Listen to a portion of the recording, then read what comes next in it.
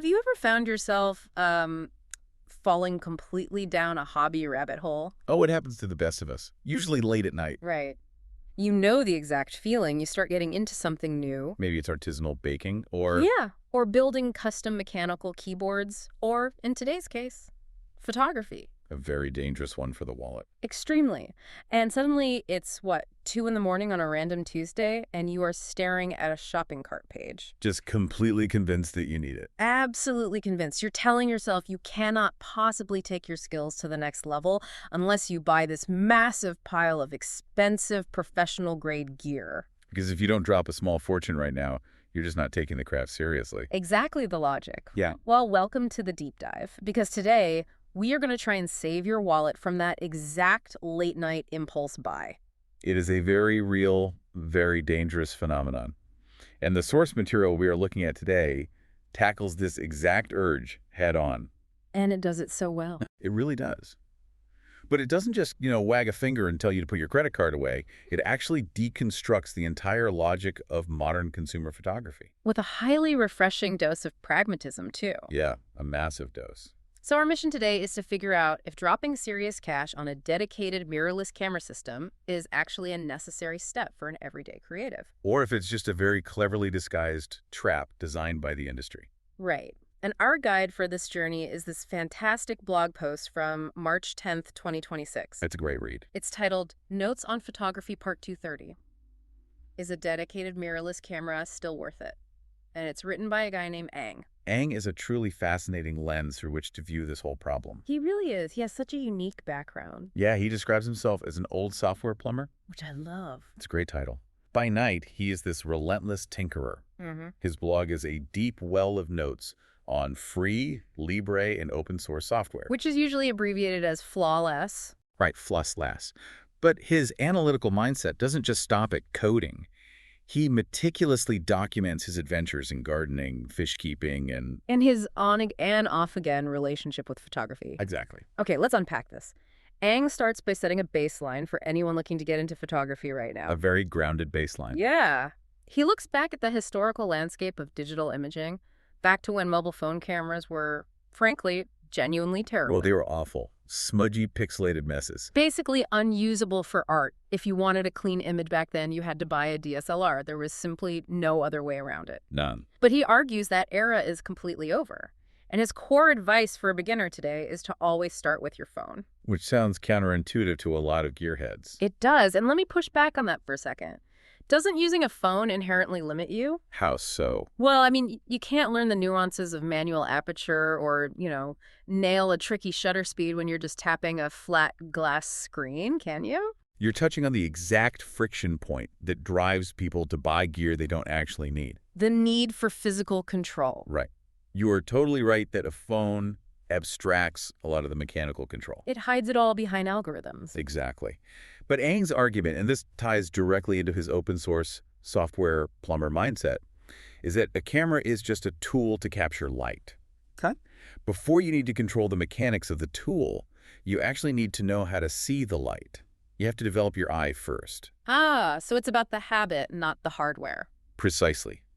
A $5,000 camera setup will not teach you how to compose a dynamic shot. It won't tell you where to stand. No, and it won't teach you how to understand the geometry of a street scene. Your phone is a zero-friction device that you literally already have in your pocket. You take it everywhere. Right. Ang insists that you should use it to explore different styles and photograph your favorite subjects daily. Do that before you even think about buying dedicated gear. It's about maximizing the utility of the tools you already possess. I want you to think about that incredible piece of technology sitting on your desk or in your pocket right now. The one you use for scrolling. Right. How often do you actually use it with intention? How often do you pause, look at the lighting, and actually frame a shot? Rather than just quickly snapping a picture of a receipt. Or a parking spot so you don't forget where you left your car at the mall? Ang is challenging us to exhaust the capabilities of what we already own. But we should clarify, he isn't a purist who thinks dedicated cameras are useless. No, far from it. He used to be deeply embedded in the DSLR ecosystem before taking a break from the hobby. And now that he's back into photography, he's looking to capture very specific things. Right. Urbanscapes, street photography, and macro photography. And I love this detail. He notes that his interest in macro photography stems directly from wanting to take detailed shots of the plants in his gardening hobby. It's the ultimate tinker's crossover episode. The hobbies are totally bleeding into one another. But even with a great phone in his pocket, Aang hits on a feeling that I think a lot of us can relate to. A physical aspect. Yes. He misses the tactile feel of a dedicated camera.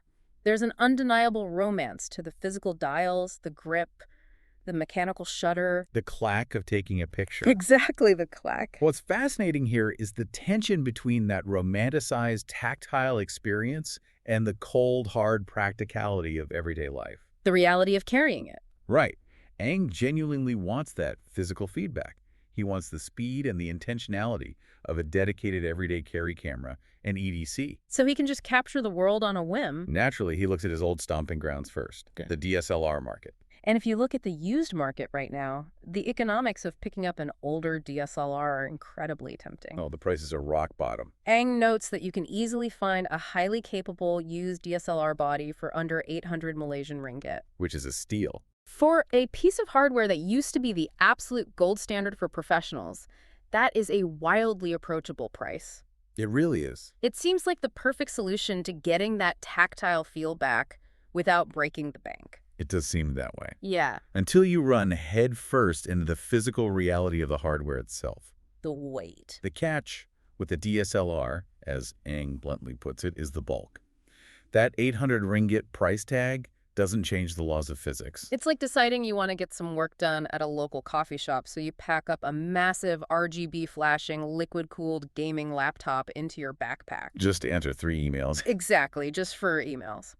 Sure, it has the horsepower to do anything you want, but the absolute friction of lugging it around completely defeats the purpose of being mobile. Your shoulder's going to ache. Yeah, and by day 3, you're just going to leave it sitting on your desk at home. That is the perfect analogy. That cheap DSLR is completely useless if it spends its life sitting on a shelf. Because it's just too annoying to carry to the grocery store? Or on a casual walk around the neighborhood.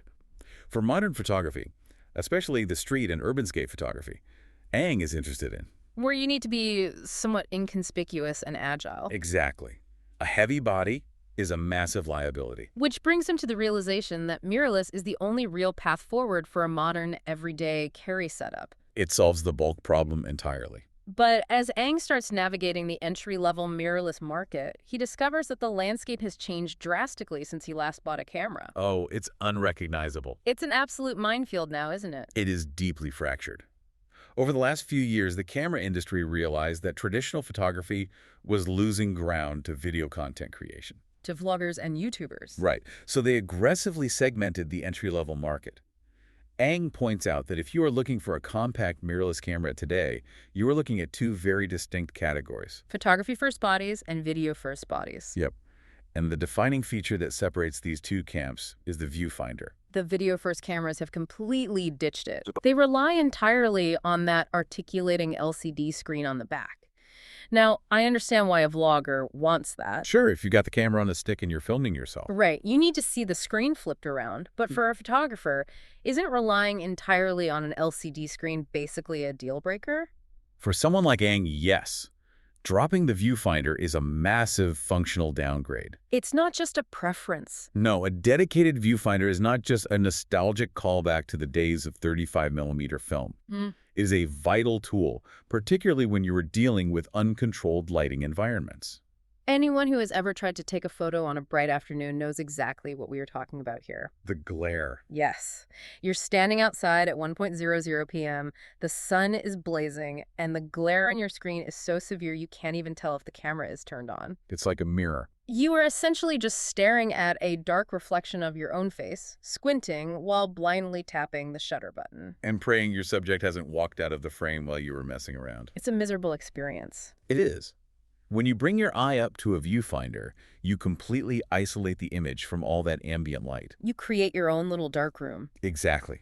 You can accurately judge your exposure, check your focus peaking, and compose your shot perfectly, regardless of how bright the sun is. Now, Aang acknowledges that you can buy third-party screen hoods for LCDs, But those just add more bulk and friction. defeating the whole purpose of a compact camera. Right. If you are building a photography kit, his rule is firm. Do not compromise. You need a viewfinder. Okay, so he's narrowed it down. He needs a compact mirrorless body, and it must have a viewfinder. And then he brings up another critical spec. One that I feel like most people don't even think to check until they're out in the field and their battery indicator starts flashing red. The charging port. The charging port. It seems so minor, but it's huge. It is a huge differentiator in the entry-level market right now. Ang warns that many of the older discounted mirrorless models still rely on micro USB. Micro USB. I know. Whereas the newer models have finally adopted USB-C. And this isn't just about the convenience of carrying one less cable in your bag. It fundamentally alters the operational limits of the camera, right? Yes. Wait, how much of a difference does the cable really make? If the battery is dead, it's dead regardless of the plug? Not with USB-C. This is where modern power delivery changes the game. Okay, walk me through that. With an old micro USB camera, if you run out of juice, your shoot is over.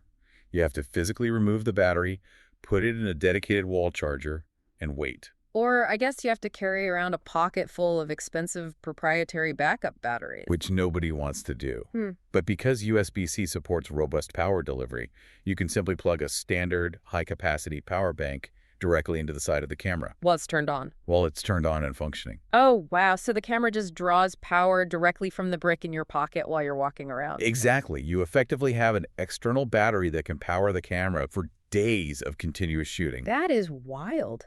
For a street photographer walking around a city from dawn until dusk, that kind of uninterrupted power is an incredible quality of life feature. Here's where it gets really interesting. Ang has his list of demands. He wants a compact, mirrorless body. It has to have a viewfinder. And it needs USB-C power delivery. A very sensible list. Naturally, he looks at Nikon. He mentions he is a Nikon person with a history in that specific ecosystem, so he starts evaluating their entry-level mirrorless options. Like the Z50 and the Z30. Right. Now, he already owns older Nikon F-mount lenses from his DSLR days, so this should be easy, right? I think so. He buys the new Nikon Z series body, slaps his old Nikon lenses onto it, and he saves a ton of money on glass. You would definitely think so. It's the same brand, after all. But this is where the notorious ecosystem trap springs shut. The trap. The camera industry operates very similarly to the razor and blade model. Or even how printer companies sell cheap printers but absolutely gouge you on the ink. They want you locked in. They want you locked into their proprietary mounts. So his old lenses won't just fit onto the new camera natively. Not natively, no.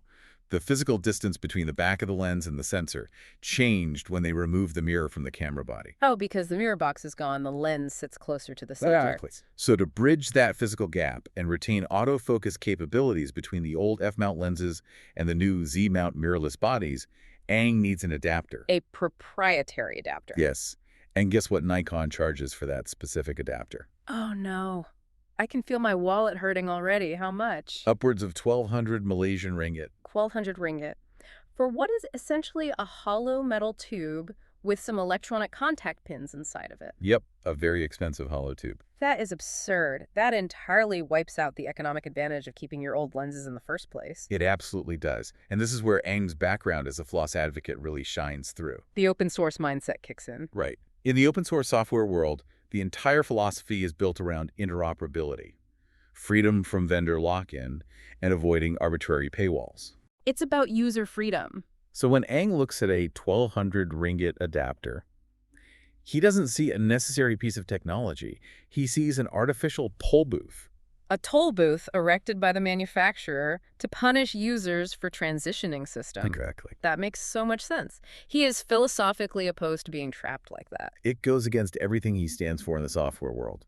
And pragmatically, he points out that spending 1,200 ringgit on a hollow tube is a terrible investment. A completely sunk cost. You'd be vastly better off putting that money toward buying a brand new native mirrorless lens that doesn't require an adapter at all. Which brings us to his philosophy on lenses, which is equally demanding. Because he doesn't want to carry a ton of gear. Right. Because Ang wants this to be his ultimate everyday carry setup. He refuses to carry a bag full of specialized glass. He wants a single, highly versatile hybrid lens. Yes. And his use case is incredibly broad. Remember, he wants to shoot wide urbanscapes and street photography, but he also wants to shoot macro photography of his garden. Those are wildly different optical requirements. They are opposite ends of the spectrum. They really are. In a traditional setup, you'd have a wide-angle lens for the street scene and a completely separate dedicated macro lens for the plants. Right. But Ang describes his ideal workflow. He wants to be walking down the street, capture a wide shot of a building, and then literally take 2 steps toward a planter box. And capture a razor-sharp, magnified image of a tiny insect on a leaf. All within 5 seconds. Because if you have to stop on the sidewalk, take off your backpack, unzip it, Take the rear cap off the macro lens. take the wide lens off the camera, swap them over, put the caps back on, and zip up the bag. The moment is completely gone. The insect flew away a minute ago, and the lighting has changed. The friction ruins the experience. Exactly. He is hunting for minimal friction and maximum capability. But as he builds this hypothetical perfect kit, well, a lightweight mirrorless body with a viewfinder, USB-C charging, and a specialized native hybrid lens to avoid the exorbitant adapter fee. The financial math starts to look incredibly grim. So, what does this all mean? We have gone all the way down the rabbit hole with Ang today. Deep down the hole. We've weighed the heavy, cheap DSLRs against the fragmented, expensive mirrorless market. We've navigated the missing viewfinders, the charging ports, the proprietary ecosystem traps. And the dream of the do-it-all hybrid lens. Right. So what is the final verdict from our pragmatic software plumber? Well, keep in mind that Ang was doing this research during the festive season promotions. So these were the best possible prices. He was actively hunting for the absolute best deals and bundled discounts available. And even then, his conclusion is stark. What is it? Building a new or even a used entry-level mirrorless setup that meets all these practical requirements just isn't worth the money right now. It's just not worth it. The value proposition simply isn't there. Not at all. But I appreciate that he doesn't just leave us with a cynical dismissal of the market. He provides a highly logical alternative. Yes, he does. He concludes that for the exact same amount of money you would spend trying to cobble together a compromised entry-level mirrorless kit, you are far better off buying a top-tier flagship mobile phone.